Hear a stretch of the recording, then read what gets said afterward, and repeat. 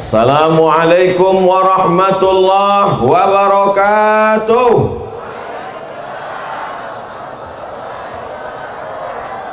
Petang hari matahari tenggelam nampaklah bulan. Dari sambutan salam nampaknya macam belum makan. Apa kabar semua jemaah? Sehat? Badan sehat? Hati sehat? Kantong sehat? Dah selesai masalah. Alhamdulillahi rabbil alamin. Wassalatu wassalamu ala ashrafil khalqi ajma'in, Sayyidina wa maulana Muhammadin wa ala alihi wa sahbihi wa man da'a bi da'watihi wa istanna bi sunnatihi ila yaumi liqa'i rabbih wa ba'du. Udah selesai fotonya. Mengapalah Ustadz tegak berdiri di sini? Banyak alasannya. Biar mudah turun dekat tangga. Kalau saya tegak di sana, ada Ustadz Zulfikar Hajar, kakak kelas kami senior atas jauh waktu di Mesir. Kalau saya tegak di tengah, ada pula Kiai Haji Al-Mukarram Al-Ustadz Muhammad Ja'far Shaghir, Direktur Mudir Ma'had Pesantren Al-Munziri.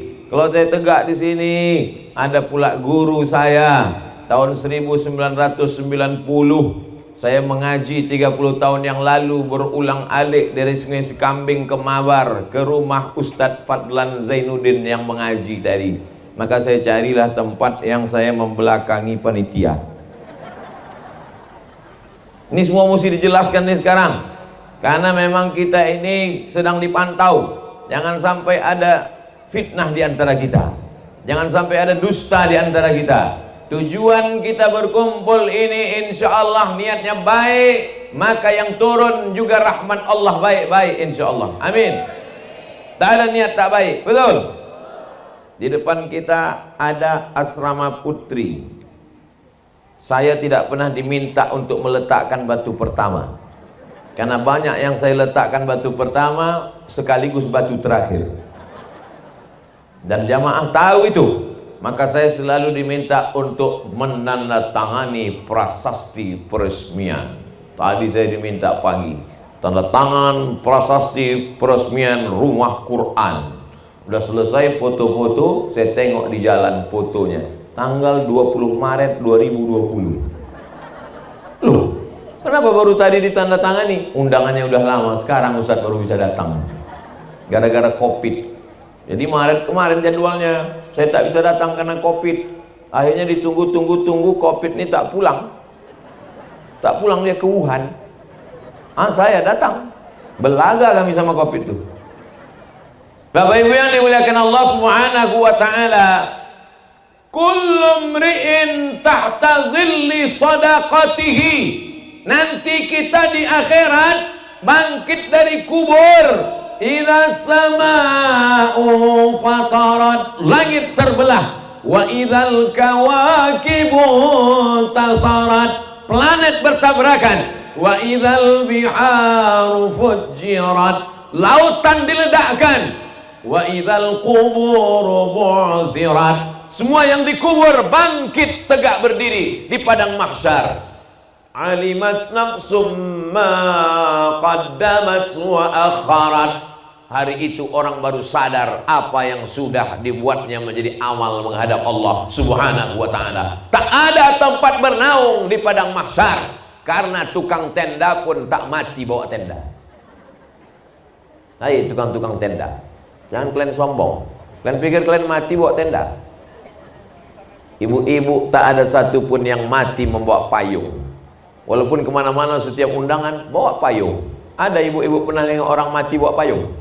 Tak ada. Lalu di mana kita bernaung di akhirat nanti? Tenda tak ada, ada masjid. Wa takunul jibalu kal ihnil, bukan mampus, maufush. Hebatnya Al-Quran, maknanya dengan penyebutan hurufnya sama. Ketika disebutkan huruf nun dengan fa,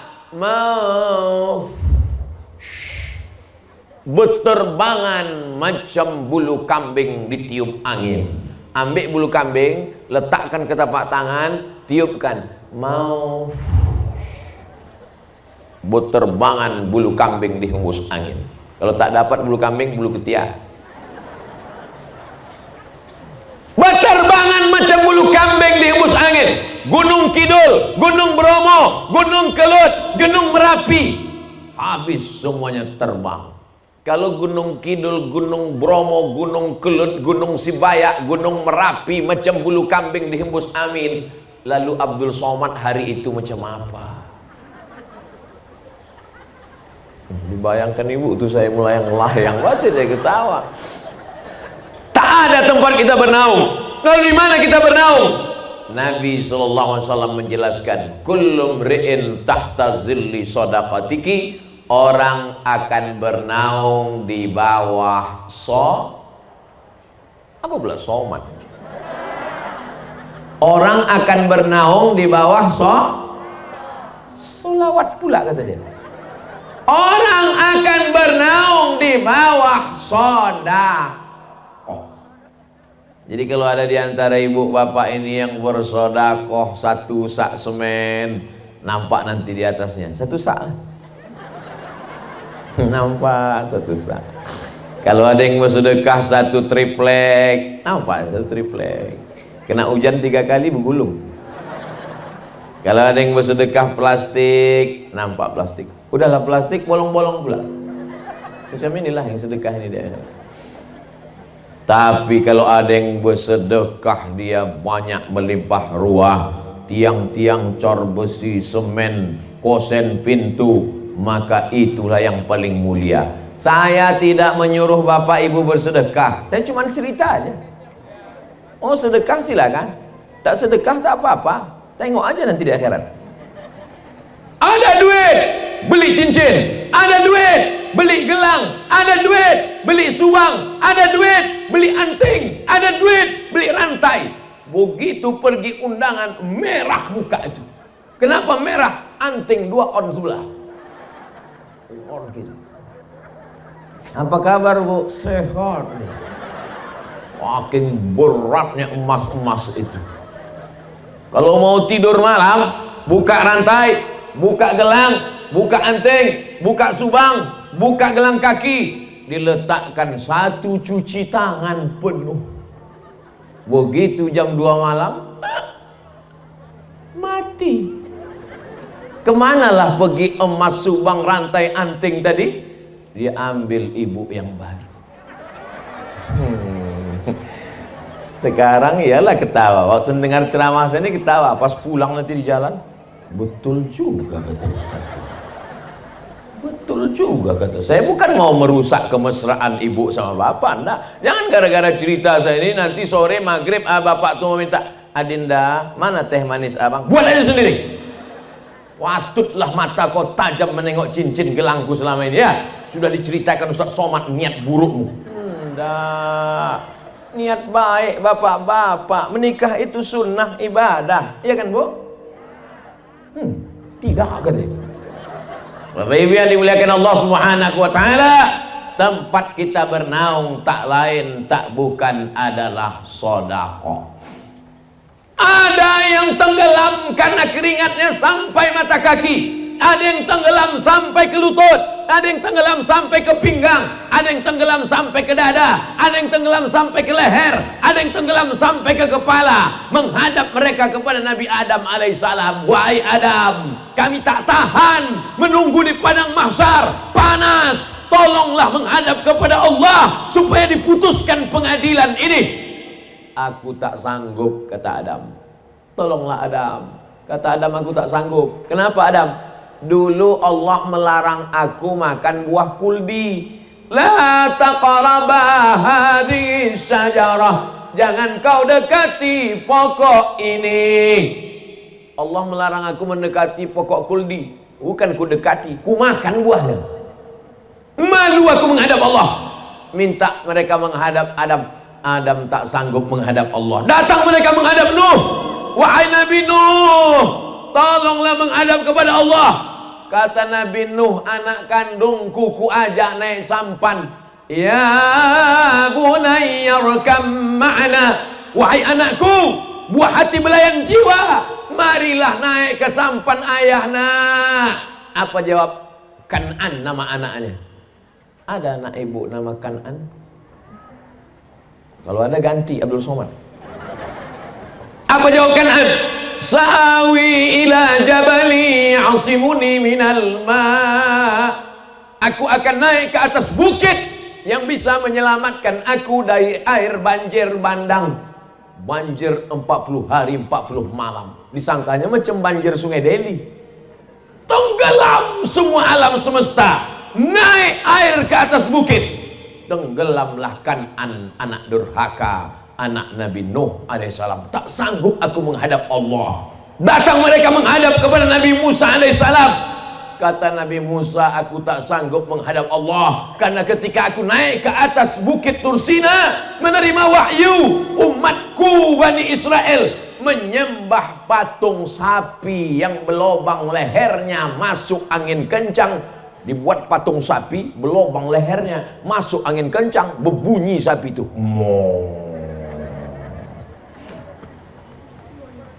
Datang mereka menghadap kepada Nabi Isa. Wahai Nabi Isa, mintalah kepada Allah supaya diputuskan pengadilan.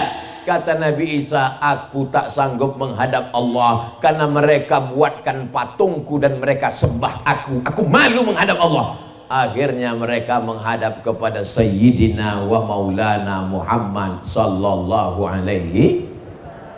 Makanya umat Nabi Ibrahim, umat Nabi Nuh, umat Nabi Musa, umat Nabi Isa ingin menjadi umat Nabi Muhammad sallallahu alaihi wasallam. Badannya paling kecil, umurnya paling pendek, amalnya paling sedikit, badannya paling ringan, tak sampai 50 kilo. Yang Abdul Somad, yang lain lebih. Tapi dia lebih dulu masuk surga daripada umat-umat yang lain. Kenapa? Karena inilah yang berani menghadap Allah Subhanahu wa ta'ala. Karena tak ada cacatnya, tak ada kurangnya, tak ada buruknya, tak ada jeleknya.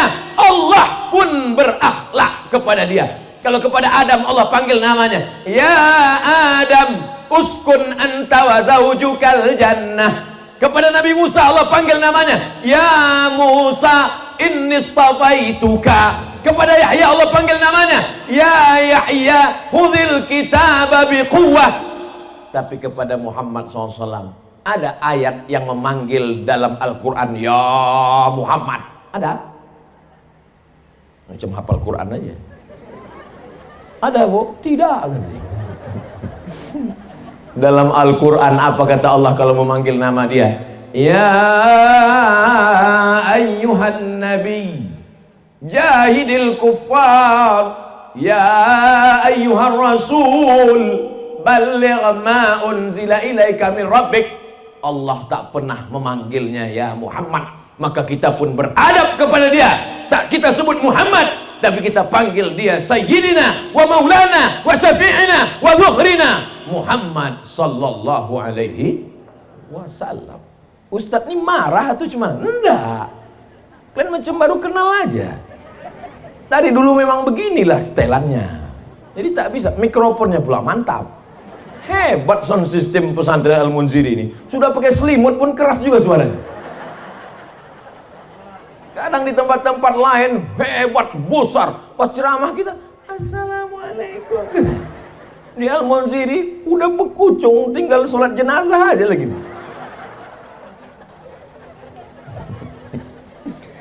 Saya sebetulnya ceramah antara ada covid tak ada covid sama aja. Cuman bedanya kalau sebelum ada covid itu nampak saya respon wajah jamaah itu. Entah dia sedih, entah dia senyum, nampak. Ini tak tahu kita, entah senyum, entah ketawa. Tiba-tiba keluar aja suara. Kiki kiki kiki. Kiki kiki. Bapak Ibu yang dimuliakan Allah Subhanahu wa taala. Jadi kalau mau selamat selama menunggu di padang mahsyar, yang bisa menjaga kita, yang bisa menaungi kita, yang bisa melindungi kita hanya satu, sodakoh. La ilaha illallah. Dia alih-alihkan juga lagi sholat kata dia. Payah betul lah cerita sodakoh. Biasanya saya kalau udah ceramah tentang sodakoh ini biasanya keluar kota, biasanya keluar keranjang. Hebatnya di pesantren Al-Munziri, kotak tak keluar, keranjang pun tak keluar. Rupanya di sini tak main lagi masuk duit, semuanya pakai transfer banking ke nomor berikut. Mantap. Nomor pun tak ada. Wah, hebat betul. Buka Play Store Pesantren Al-Munziri, klik ke nomor sumbangan asrama putri, enter nomor rekening, klik OK. Begitu diklik, menangislah ibu tadi. Kenapa ibu menangis, Bu? Haru, sedih karena asrama itu akan mengalir pahalanya ke makam ibu. Bukan, Pak Ustaz. Jadi kenapa ibu menangis? Salah ketik nolnya banyak kan.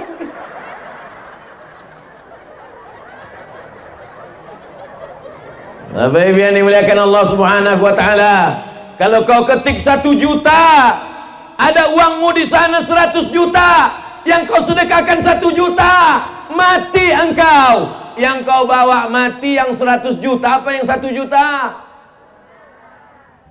Tak jelas pangkalnya, juta. Entah mana, ulang sekali lagi.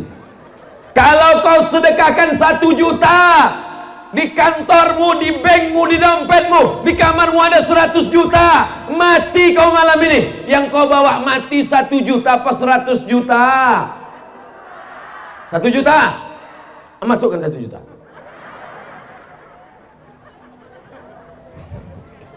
Ibu sehat? Bapak sehat? Alhamdulillah. Di tempat lain ada yang saya bilang 1 juta, demam langsung. Di tempat lain ada saya bilang 1 juta, kumat langsung. Aduh Pak Ustaz. Aduh, kenapa? Naik asam urat. Asam urat di sini Pak, lupa aku. Nah, yang pertama kalau kita mau mendapat naungan di padang mahsyar, maka kita mesti banyak-banyak mau sholawat juga. Oke, sholawat. Sallallahu ala Muhammad, sallallahu alaihi wasallam, sallallahu ala Muhammad, sallallahu alaihi wasallam. Ya Nabi alaika, ya Rasul salam alaika, ya Habibi salam alaika, salawatullah alaika. Banyak-banyak berselawat. Ibu-ibu yang sedang hamil berselawat, yang belum hamil berselawat, yang sudah hamil berselawat, yang hamil tak ada suami jangan berselawat. Bapak Ibu yang dimuliakan Allah Subhanahu wa taala. Yang kedua, dawu mardakum bis shadaqah. Obati orang yang sakit di antara kalian dengan sedekah. Sudah berobat ke dokter, tak juga sembuh. Sudah berobat alternatif, herbal, kusuk, pijat refleksi, totok. Udah ditusukkan semua jarum-jarum ke badanku nih Pak Ustadz. Dari jarum kaki, jarum jahit, sampai jarum goni. Tak juga sehat Pak Ustadz. Ada satu yang belum kau coba, sesuai dengan sabda hadis Nabi Muhammad sallallahu alaihi wasallam, banyak-banyak bersedekah. Judul bukunya Al-Gharaib wa Taraib Sa'ah wa Sa'ah. Syekh Abu Ammar Al-Misri, orang Mesir. Dia bercerita tentang orang Saudi Arabia, kaya raya, sakit, pergi ke Amerika. Sampai ke Amerika, apa kata dokter Amerika? Pulang, makan enak, tidur enak, ketawa-ketawa, liburan. Nanti mana tahu Bapak Ibu sakit, nauzubillah, nauzubillah, nauzubillah. Mana tahu sakit, pergi ke rumah sakit Pirngadi. Lalu kata dokter, ibu pulang ke rumah, makan enak, tidur enak, ketawa-ketawa. Itu artinya malaikat maut sudah 1,5 inci. Tak ada obatnya. Pulang, tidur, makan, ketawa bersama keluarga, nikmati hidup. Obatnya tak ada, menunggu mati. Mim datema taya bawa. Berarti Masih banyak yang ngajinya pakai kaidah Baghdadiyah. Yang tahu Mimdate Mata ya Bawati itu yang seumur-umur saya, yang umur-umur 23 nih. Kalau anak-anak zaman sekarang mana dia tahu? Anak sekarang ngaji tak pakai kaidah Baghdadiyah. Ngajinya pakai Iqra, bataba, batata, batasa, balari. Belari anak.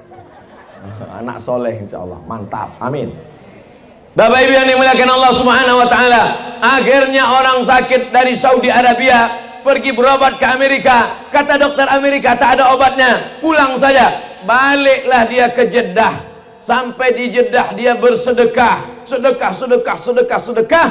Setelah itu tak berapa lama dia pergi lagi ke Amerika, medical check up terakhir, diperiksa sama dokter Amerika, dicek dari mulai urat ubun-ubun sampai kaki kepala. Dokter heran, kau berobat di mana? Kau makan herbal apa? Kau pakai alternatif apa? Kata dia, aku tak ada pakai apa-apa, yang ku pakai sabda Nabi Muhammad sallallahu alaihi wasallam, dawu mardakum bis sadaqah, banyak-banyak bersedekah. Orang yang tak bertuhan, ateis, kafir, munafik, murtad, apa hubungan sedekah dengan penyakit, guys? Lagi kita yang beriman, yang percaya kepada Allah, mudah saja. Penyakit datang dari mana? Dari Allah. Kesembuhan datang dari mana? Apa pula dokter spesialis? Huwadh-dharru huwan-nafi'u.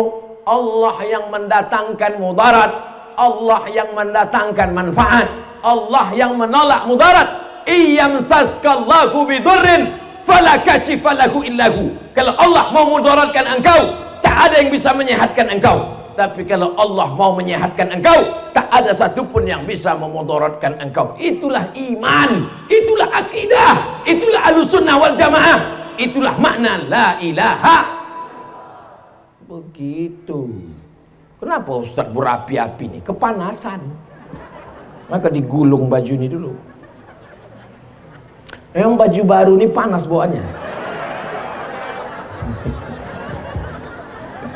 Baru dikasih orang tadi malam. Mereknya Casio, kasih orang. Baju dikasih orang, sorban dikasih orang, cincin dikasih orang, nyawa pun dikasih Allah. Kalau mau kapan dia mau dia cabut, betul? Maka ternyata sehatnya kita itu juga karena sodakoh. Akhirnya apa yang terjadi? Apa hubungan penyakit dengan sodakoh? Penyakit datangnya dari Allah, sodakoh datangnya dari Allah. Ketika kita bersodakoh, mengaji anak santriyah. Di pesantren lain laki-laki santri, kalau perempuan santriwati. Di sini berubah, yang laki-laki santri, yang perempuan santriyah. Terserahlah mau santriyah mau, yang penting santri. Mengajilah mereka tengah malam. Bismillahirrahmanirrahim. Yasin wal Qur'anil Hakim. Turun rahmat malaikat yang membelikan keramik, yang membelikan batu bata, yang membelikan semen, yang membelikan seng, yang memasangkan atap, kosen, pintu, jendela, AC, kipas angin. Maka pada saat rahmat Allah turun, penyakit-penyakit itu pun hilang. Innama amruhu idza arada syai'an ayyakula lahu kun fayakun. Dawu mardakum bisadaqah. Obati orang yang sakit di antara kalian dengan sedekah. Setelah selesai ceramah, datanglah ibu-ibu. Ustadz Somad, ya Bu, saya sudah diponis dokter kena penyakit sebesar duit logam 100 perak di dalam perut saya. Namanya kista, bukan merek mobil. Kista. Apa kata dokter? Ini kami sudah cek ada kista di dalam rahim. Gimana obatnya dokter? Mesti dioperasi. Efeknya apa? Kalau kistanya dibuang sama rahimnya dicopot, maka ibu tak bisa hamil lagi. Mendengar ibu tak bisa hamil lagi, mau nangis ibu tuh habis tisu setengah kotak. Mendengar ibu tak bisa hamil lagi, bapak tuh tersenyum.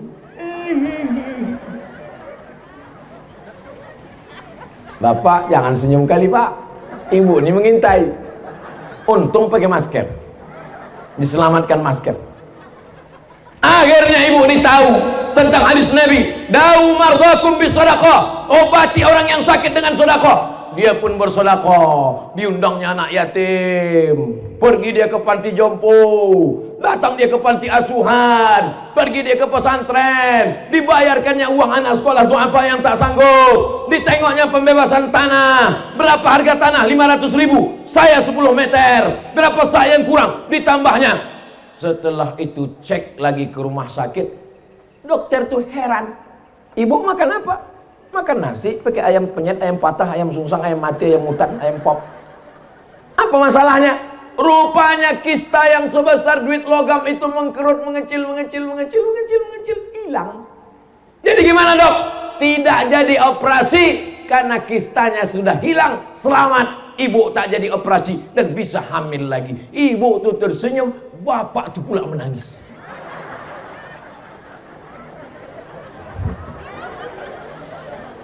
Pupus sudah harapanmu Pak. Bukan main senangnya ibu-ibu ini ku tengok. Kakak mendengar bapak itu tak jadi begini lagi. Kisah nyata, true story. Nanti kalau ke Pekanbaru bisa kutunjukkan sama orangnya. Cuman sekarang tak bisa kusebutkan nomor handphonenya, menjaga kode etik jurnalistik. Nana tahu ada ibu-ibu yang kena penyakit kista, nauzubillah. Mudah-mudahan semuanya sehat insyaallah. Amin. Datanglah orang kena penyakit lutut benanah, sudah 7 tahun tak kering-kering, dikusuk tak kering, makan obat tak kering, benanah saja lutut itu. Datang kepada rumah Imam Abdurrahman Ibnu Mahdi ahli hadis.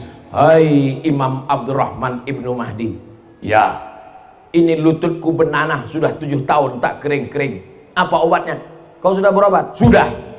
Tak kering juga? Tidak. Tunggu sebentar, aku sholat sunat. Sholat sunat hajat Imam Abdurrahman Ibnu Mahdi 2 rakaat. Selesai itu kata dia, kau pulang buat sumur. Hah? Sakit lutut suruh pula buat sumur. Pokoknya kau buat ada sumur. Pulang dia ke rumah, dicarinya kampung yang tak ada air, dibuatkannya sumur. Orang fakir miskin, anak yatim tuh apa, kehausan, kelaparan, datang mengambil air sumur, minum, mandi, sholat. Setelah tak lama kering lututnya. Apa hubungan lutut bernanah dengan sumur yang diminum orang? Rupanya sodakoh air minum membuat orang bisa sholat, bisa wudhu, bisa mandi, bisa makan, bisa minum. Maka turun rahmat Allah, sembuh segala penyakit. Maka kalau ada bapak ibu yang benanah, mau lutut, telinga, hidung, kepala benanah. Sekarang ada anak-anak gadis perempuan yang benanah 2, ujung hidung sama ujung dagu. Karena dagu mau mancung, disuntikkan kresek silikon tak mau mencair dengan darah, akhirnya benanah. Mau disedot takut hilang dagu, akhirnya ditempelkanlah lintah, terapi lintah. Ditempelkan lintah untuk menyedot nanah yang ada di dalam. Lintah itu biasanya kalau sudah menempel di kulit, setengah mati kita mencopotnya tak bisa. Tapi ini begitu ditempelkan lintah, melompat lintah itu. Apa kata lintah? Masam kali nanahnya. Maka jangan robah ciptaan Allah. Jangan kalian robah-robah. Ini banyak perempuan sekarang, dagu suntik tajam, hidung suntik tajam, cuman 2 bulan. Habis itu hidung menanah, dagu benanah, hidung turun, dagu turun. Tinggal cari sapu lidi macam nenek sihir. Akhirnya apa yang terjadi?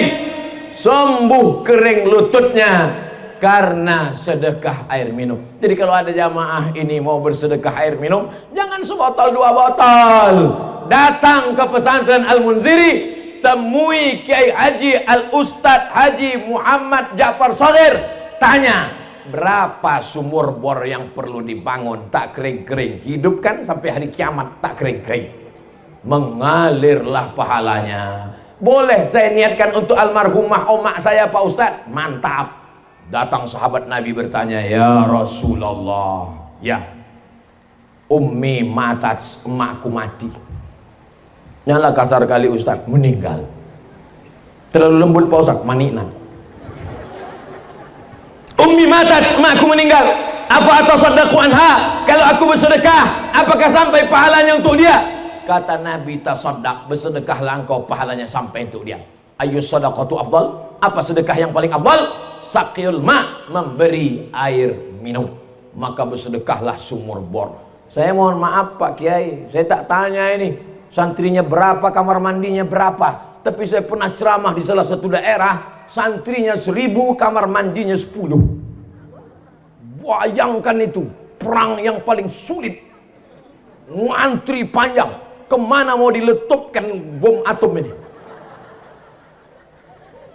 Belum sempat kami cerita panjang lebar sama Pak Kiai tadi. Mestinya kita ukur standar kamar mandi berapa, sumur bornya berapa, layak apa tak layak. Itulah yang akan menolong kita di hadapan Allah Subhanahu wa Ta'ala. Betul apa salah? Saya tak ada maksa Bapak Ibu. Kalau salah katakan salah. Saya sudah siap mau pulang ke rumah.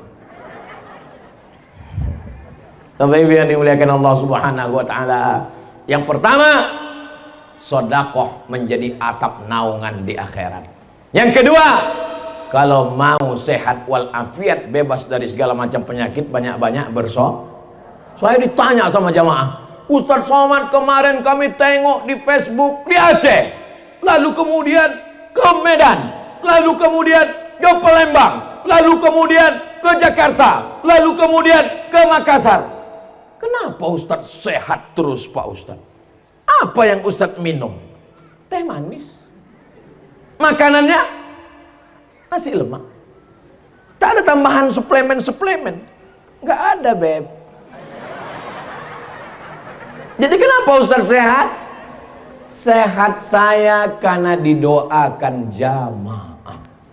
Berjuta-juta jamaah yang mendoakan saya. Di Instagram aja 4, berapa itu sekarang. Belum lagi di Facebook. Sebentar ya, aku cek dulu. Tak enak pula kalau agak-agak data nih tak valid kan. Sabar kalian nunggu kan. Caranya buka YouTube, habis itu cari Ustadz Abdul Somad Official. Udah? Nah, sesudah dapat baru buka subscribe dulu. Nah, sudah itu baru cari tentang. Nah, di ujung tuh tentang.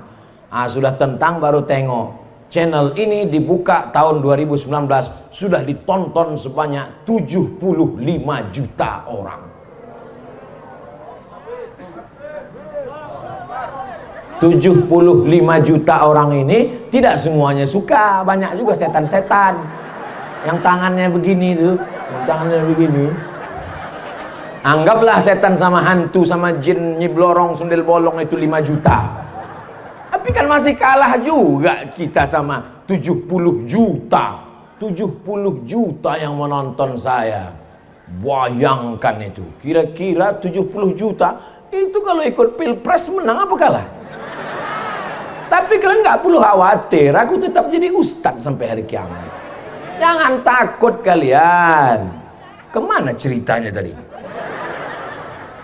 Mundur balik ke belakang. Bahwa kita didoakan orang. Makanya saya kalau kemana-mana jumpa saya, doakan saya makcik. Aku mau berfoto dekat Ustadz Somad. Yang boleh berfoto dekat aku ini 2 mak. Yang pertama anak-anak, yang kedua nenek-nenek. Kenapa begitu? Karena kalau anak-anak yang masih muda-muda nanti dikatakan orang istri simpanan saya.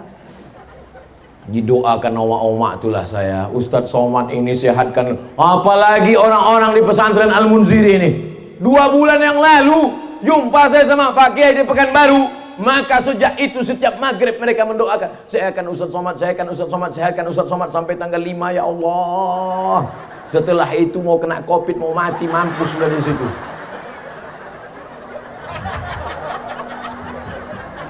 Orang Al-Munziri ini ikhlas-ikhlas, suci-suci hatinya.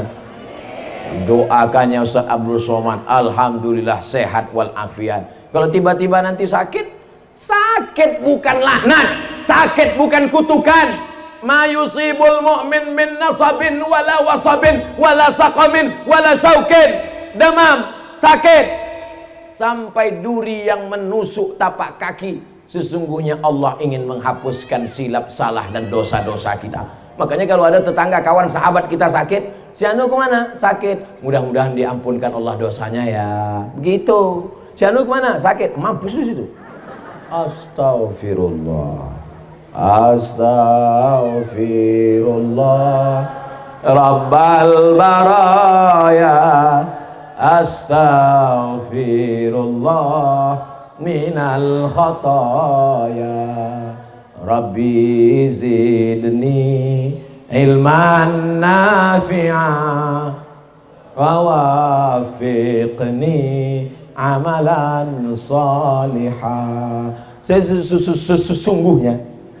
Sesungguhnya saya ceramah ini agak kurang konsentrasi saya. Seringkali apa yang mau saya sampaikan itu lupa saya bahan. Karena asal tertengok saya ke sana kantin. Asal kantin, terbayang saya bakwan, nasi adem. Saya memang tak bisa saya kalau ada makan. Tapi saya tetap berusaha untuk fokus. Bahwa yang pertama yang menolong kita di padang mahsyar, yang menjadi atap pelindung kita supaya selamat dari padang mahsyar adalah sedekah. Yang kedua, yang sakit berobat, berusaha, berikhtiar dengan sedekah. Yang ketiga, sampai berapa nih Pak Ustadz? Biasanya saya ceramah itu saya tengok jamaah. Kalau udah nampak saya ada 2-3 orang menguap, berhenti saya. Cuman sejak Covid ini tak tahu kita dia entah menguap entah tidak. Tak nampak. Mana nampak? Nampak, entah menguap, entah senyum, entah apa. Mata aja begini-gini.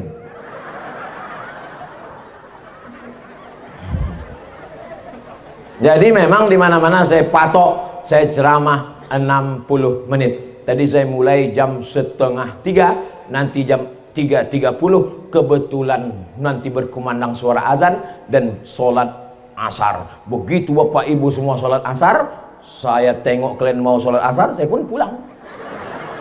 Saya tengok semuanya sibuk sholat asar, saya pun cabut. Kenapa? Aku udah jamaah taklim. Saya udah jamaah taklim tadi duluan. Jadi jangan nanti pas saya pulang, oh Ustadz itu yang kalian ikut itu, ceramah aja mantap, sembahyang pun tidak. Banyak orang sedang mengintai-ngintai kesalahan kita sekarang, betul? Yang tak betul jangan bilang betul, bilanglah tidak. Yang ketiga, shadaqatus sirri tadfa'u mitatassu. Sedekah menolak mati su'ul khatimah. Kemarin tetangga kita yang ikut 17 Agustus manjat pinang itu mana dia? Pak RW. Mati kita Pak RW. Meninggal kenapa? Sakau. Syanu meninggal kenapa? Pas main gaple, kelepak mati. Syanu meninggal kenapa? Pas nyanyi dangdut. Jatuh bangun aku. Kelepak mati. Kalau mau selamat supaya mati husnul khatimah, kita diajarkan tuan-tuan guru berdoa. Allahumma khtim lana bi husnin wala takhtim alaina bisu'il khatimah. Tapi jangan lupa, ini yang ketiga, sedekah menyelamatkan orang dari mati su'ul khatimah. Amal banyak, sholat sunat banyak, pengajian banyak, jilbabnya panjang, sedekahnya banyak.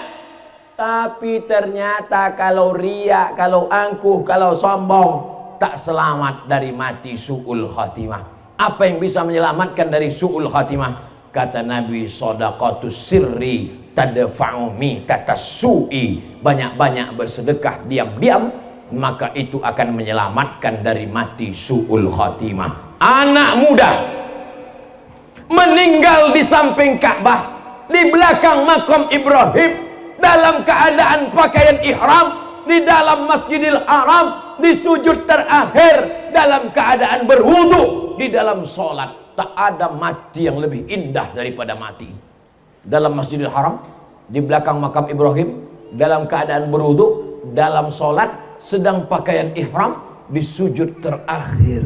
Indah. Anak muda, bukan alim ulama. Selesai dia dibawa ke keluarganya, datanglah orang bertanya kepada emaknya, anak ibu ini bu? Iya. Apa amalannya bu? Ulama dia? Tidak. Dia kerja kantor biasa. Jadi kenapa dia matinya indah betul? Aku pun tak tahu entah apa amalannya. 2-3 hari setelah kematian, datanglah perempuan membawa anak-anak. Kamu siapa?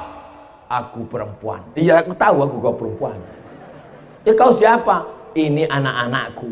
Terus anak ibu ini setiap awal bulan datang ke rumah kami, diam-diam membawa gajinya, dikasihnya sepertiga gajinya untuk anak yatim.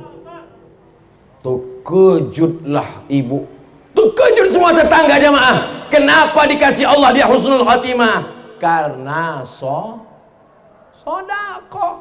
Makanya nanti ibu, mana tahu suami ibu meninggal, 2-3 hari sesudah itu datanglah janda membawa anak. Itulah tanda husnul. Oh, tak ada yang mau mengaku. Sedekah ini luar biasa Bapak Ibu. Kawan saya dalam keadaan kesulitan, datang dia ke tempat Pak Kiai. Pak Kiai, aku hidupku sedang sempit, aku dalam keadaan susah, aku dalam stres, aku depresi. Kau cari kampung, terus kau cari warung di kampung itu, terus cari yang catatan utang orang paling banyak di situ, sampai malu jumpa beli minyak lampu, malu jumpa beli beras, malu jumpa beli sabun karena utang begitu banyak. Terus bayarkan diam-diam, maka Allah lepaskan segala kesulitanmu. Wallahu fi aunil abdi makanal abdu fi auni akhih. Allah akan menolong seorang hamba selama hambanya itu mau menolong saudaranya. Jadi masalah menolong orang dengan sedekah ini Bapak Ibu luar biasa. Makanya orang-orang mati itu kalau sudah mati masuk ke liang lahat dikubur, ditanya Allah Ta'ala, hai mayat, mau kalian hidup lagi? Apa kata mayat-mayat itu menjawab, laula akhartani ila ajalin qarib. Macam film hantu, ada suara soundtracknya.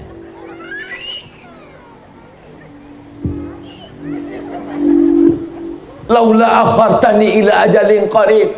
Kata mayat-mayat yang sudah masuk dalam kubur, kasihlah aku waktu sekejap aja ya Allah, kasihlah aku hidup sebentar saja ya Allah. Tak bisa sehari setengah hari, tak bisa setengah hari 1 jam, tak bisa 1 jam 1 menit, tak bisa 1 menit 1 detik, hidupkan aku. Kalau kau kuhidupkan, kau mau apa? Apa jawab dia? Fa'asaddaqa. Kalau aku hidup sekejap, aku mau bersedekah. Kenapa Ustaz dari tadi ceramahnya ke sini terus? Kenapa tak ke sana? Mereka tuh tak ada duit. Duit mereka dipegang ini semua. Maka tak ada gunanya aku ceramah ke pinggir sana. Bersedekahlah kalian, bersedekah. Ujung-ujungnya pasti dia nanya, "Ma, boleh ya?" Gitu. Bagus aku langsung aja kan. Setuju kan Pak? Ah, benar enggak dulu. Betul Pak Ustaz. Lepas aku dah gitu. Lepas aku dah gitu. Memang yang cari duit, pergi pagi pulang petang, peras keringat banting tulang, tunggang langgang lintang pukang, itulah orangnya. Tengoklah wajah-wajah yang penuh penderitaan itu. Itulah orang yang pergi sampai kepala jadi kaki, kaki jadi kepala, tapi tak megang duit. Asal mau pergi, nah dompet sini. Ini kau pergi. Kau jangan banyak megang, nanti berbini kau sekali lagi. Tapi insya Allah tak apa-apa Bu. Niat ibu baik kan Bu kan? Mengaku pula. Mudah-mudahan duit bapak kalau dipegang ibu ini tak hilang. Kalau lah ibu-ibu begini yang megang duit bapak, jilbabnya panjang, rajin pengajian, tak akan dibelikannya duit bapak itu gelang tangan, gelang kaki. Paling-paling dibelikannya emas batangan. Ibu-ibu yang suka shopping ke mall, ada ibu-ibu nih ke mall sehari 3 kali macam makan obat. Pagi jam 8 dia pergi ke mall. Kata security jam 10 baru buka Bu. Ditahannya tegak di pintu. Pagi ke mall, siang ke mall, malam ke mall.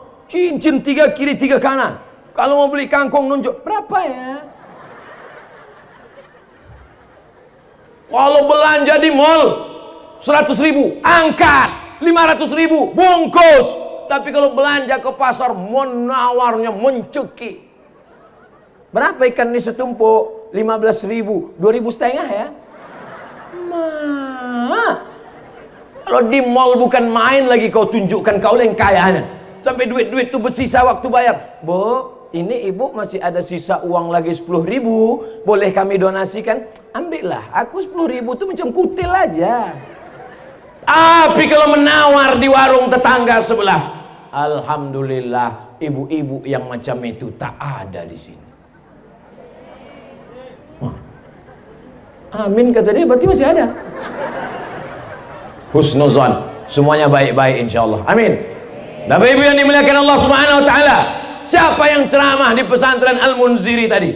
Abdul Somad. Abdul Somad yang mana itu? Mana ada Abdul Somad lain? Apa isi ceramah dia? Entah apa-apa, aku pun tak ingat lagi. Aku fokus sekali nengok baju baru dia itu, jadi tak ingat pula aku tahu. Kalau payah ngingat ceramah saya, tinggal kalian tonton aja di channel Ustadz Abdul Somad Official. Hasil setiap detik, setiap menit tontonan kalian itu, duitnya dibelikan beras untuk fakir miskin. Satu paket isinya beras 10 kilo, minyak 2 kilo, gula 1 kilo, teh 1 kotak, susu 1 kaleng, sarden 10 kaleng, satu paket 300.000 dibagikan ke fakir miskin, ke anak yatim dan du'afa. Jadi sekali menonton sesungguhnya dia sudah bersedekah. Tapi sedekah yang di Munziri juga jangan lupa. Yang tak bawa duit cash sekarang, besok pagi bawa sama koper-kopernya kemana. Assalamualaikum Ustadz Kiai Haji Muhammad Ja'far Shagir. Ya, mana semen batu bata, berapa lagi yang perlu kami bantu? Coba tengok data-datanya. Semen sekian sak, batu bata sekian sak, kosen. Ibu mau nolong? Enggak, mau nanya aja. Tolonglah. Siap ibu menolong? Mak, dari bunyinya tak yakin aku. Siap bapak menolong? Siap nih kak. Apalah gunanya orang siap tak berduit? Insyaallah. Al-mu'minuna wal mu'minat ba'duhum awliya'u ba'd. Laki-laki yang baik, perempuan yang baik, mereka saling tolong menolong. Anak-anak sekarang cabut dari sekolah pergi ke mall jalan-jalan, dari rumah pakai jilbab panjang, sampai di tengah jalan jilbab dikulung masuk tas, naik motor knalpotnya dipotong, cabut, minumannya disuntik pakai narkoba, begitu diminum mabuk, hilang kesadaran, melakukan perbuatan zina. Lagunya sudah ada, pulang-pulang berbadan dua. Yang ketahuan aku sih pula macam paham ini. LGBT, zina, virus HIV/AIDS, sakau, narkoba, tidak ada yang bisa menjaga anak-anak kita selain benteng pondok pesantren. Betul? Yang sudah mendaftarkan anaknya ke pesantren, alhamdulillah. Yang belum mendaftarkan anaknya, segera daftarkan ke pesantren Al-Munziri Medan, Sumatera Utara sebelum tanggal penutupan berikut ini, tahun ajaran 2021-2022. Potong, masukkan ke Instagram. Aku sudah habis tanggung jawab di dunia. Kalau ditanya Allah nanti di akhirat, kenapa anak si anu mabuk? Kenapa anak si anu sakau? Kenapa anak si anu pakai sabu-sabu? Bukan salahku ya Allah. Aku sudah sampaikan di mana-mana, sudah kuceramahkan. Mereka lah yang tak mau mendengarkan ceramah. Tapi ibu-ibu yang ada di sini semua insya Allah selamat anaknya dunia akhirat. Amin. Oma ayah saya nun di Kabupaten Pelalawan, dari Pekanbaru 3 jam lagi ke arah Jambi. Saya disekolahkan pesantren Darul Arafah Lau Bakri Deli Serdang, Sumatera Utara. Menengoknya setahun sekali. Beruntung betuahlah kalian yang ditengok. Banyak anak-anak santri ini minta tengok pula sekali 3 hari, sehari 3 kali. Minta bawakan keripik pedas lah, bumbu pecal, banyak betul lah kau. Balik aja kau ke rumah. Kami dulu setahun sekali baru ditengok. Orang tua di Riau, saya kuliah sekolah di pesantren Darul Arafah. Tak ada perempuan. Ini masih untung ada santriah. Kami tak ada santriah. Laki-laki semua. 1.800 santrinya. Laki-laki semua. Tengok kanan laki-laki. Tengok kiri laki-laki. Kalau mau menengok perempuan, pas makanlah bibik-bibik yang masak di dapur itu. Bukan baik bibik itu. Ngantri lah kami bawa piring. Bik, kata Pak. Kelepak. Mereka lewat. Hari Sabtu, hari Ahad, hari libur. Wah, datanglah nenek-nenek menjenguk cucunya. Itulah, cantik juga nenek-nenek itu kadang-kadang.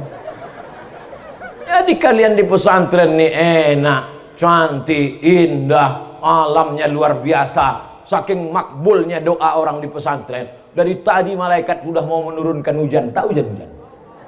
Ditahannya. Gimana? Kuturunkan, tunggu dulu, selesaikan ceramah Abu Somad dulu. Sikit lagi. Saking kan hebatnya doa santri-santri. Mereka berdoa, kenapa doanya makbul? Karena mereka dekat dengan langit. Itu di atas.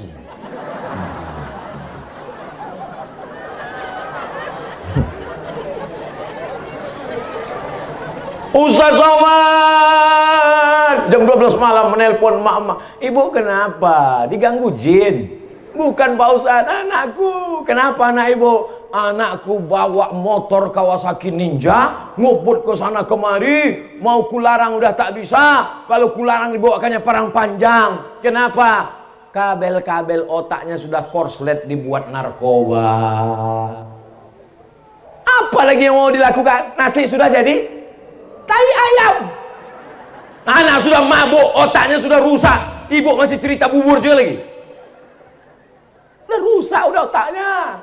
Ustaz Somad, tolong doakan anak saya. Pak Ustaz datang ke rumah. Anak ibu kenapa? Tak tahu pagi, tak tahu siang, tak tahu malam, tak tahu makan, tak tahu sholat. Asik main game online di kamar.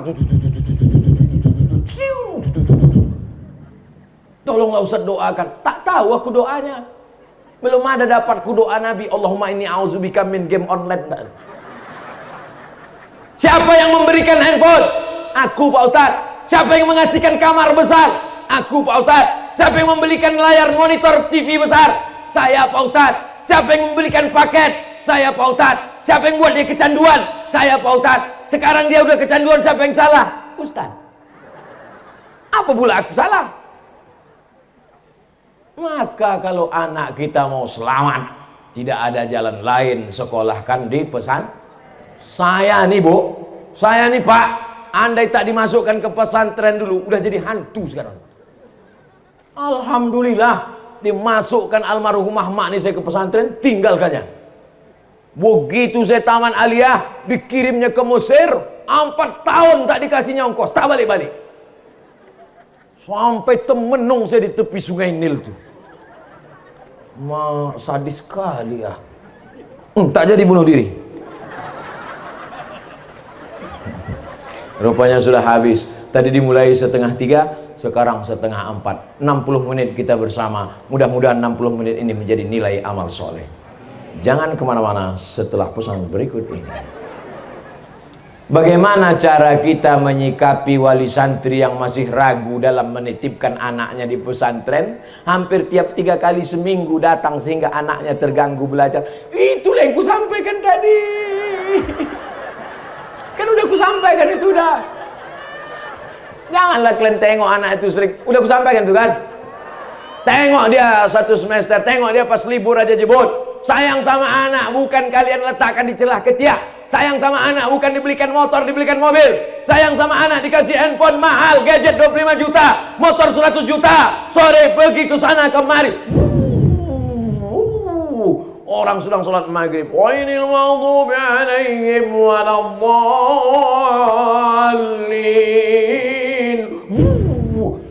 Ada yang di belakang keceplosan, mampus gitu.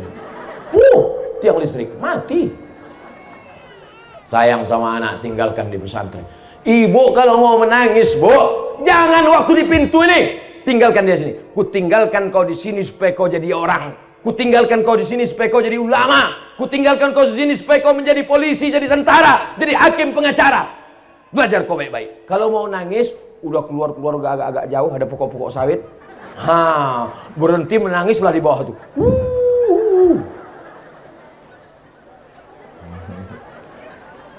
Iyalah, Ustadz ditinggalkan di pesantren, mungkin Ustadz adik-beradik ramai 12 orang, do re mi fa sol la si do re sol fa mi re do. Anak pertama, paling disayang. Adik-beradik cuma 2 orang. Bukan anak dibuang dicampak kan ini. Ini bukan bin kardus. Anak kesayangan. Tapi orang tua saya punya prinsip, kau mesti jadi orang, kau mesti sekolah. Maka saya yakin dan percaya ibu-ibu yang selama ini menangis pulang sampai menangis biji matanya sebesar telur angsa. Nangislah ibu tuh. Oh, kenapa bu? Aku tadi ke pesantren kasurnya tipis. 2 minggu yang lalu ku tengok anakku Pak Ustadz tipis kasurnya. Terus kemarin ku tengok yang tipis itu pun hilang pula. Datang si bapak menasehati, jangan kau menangis, lebih baik kau menangis sekarang daripada nanti kau menangis anakmu pecandu narkoba. Kuatkan semangatmu. Ngamuk pula ibu tuh, enak aja kau marah. Aku yang mengandung dia 9 bulan 10 hari, aku yang menyusukan dia 2 tahun, kau kan cuma datang sekali-sekali aja. Hancurlah dunia persilatan. Maka insya Allah kalau bapak bekerja sama dengan ibu, selamatlah anak-anak kita, yang menyelamatkan diantaranya pesantren Al-Munziri ala hazihin niyah wa kulli niyatin solihah. Al-Fatihah. A'udzu billahi minasy syaithanir rajim. Bismillahirrahmanirrahim. Alhamdulillahi rabbil alamin. Ar-Rahmanir Rahim. Maliki yaumiddin. Iyyaka na'budu wa iyyaka nasta'in. Ihdinas siratal mustaqim. Siratal ladzina an'amta 'alaihim ghairil maghdubi 'alaihim waladdallin. Amin.